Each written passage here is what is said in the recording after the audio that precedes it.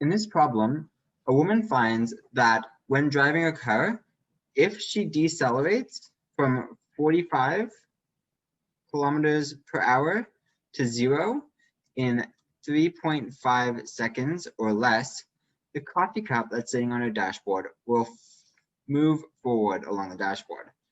However, if she takes longer than that to decelerate, the coffee cup won't move at all and relative to the dashboard of the car. What we wanted to determine is the coefficient of static friction between the coffee cup and the dashboard.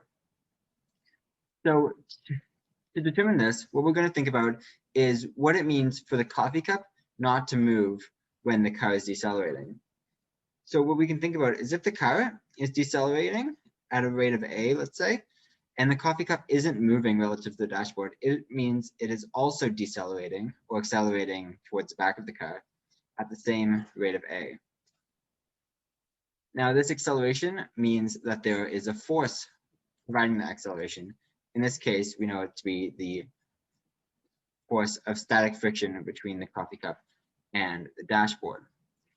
The force of friction is always less than or equal to the coefficient of friction, in this case it's static because the coffee cup isn't moving, times the normal force. And since we know the maximum acceleration that the car can go through without the cup moving, we can therefore figure out the maximal force, and then we can use that to determine this. Because if we're looking at the maximal force, we can change this to just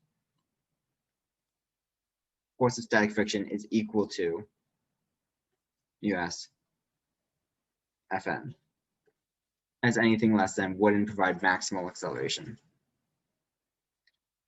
So we're going to draw a quick free body diagram. So we know the force of friction, pointing to the right in this case, and that's the force of static friction. And we have gravity pushing it down. That's Fg, which is equal to mass times acceleration due to gravity. And we have the normal force, which is provided by the dashboard to resist the gravity. And that's perfectly equal and opposite to gravity. So the normal force will also equal mg.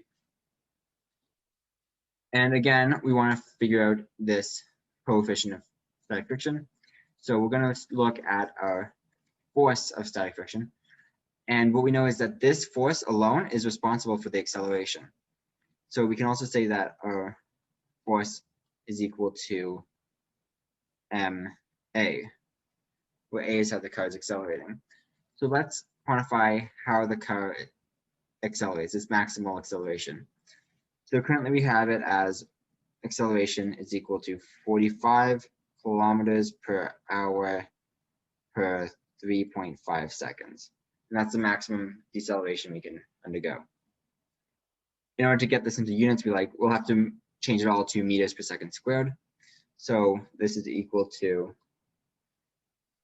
here 45 kilometers is 45,000 meters, and 1 hour is 3,600 seconds. So we can actually just divide 45 by 3.6. So we get 12.5, this is meters per second, over 3.5 seconds. And that is equal to 25 over 7 meters per second squared. That's our acceleration.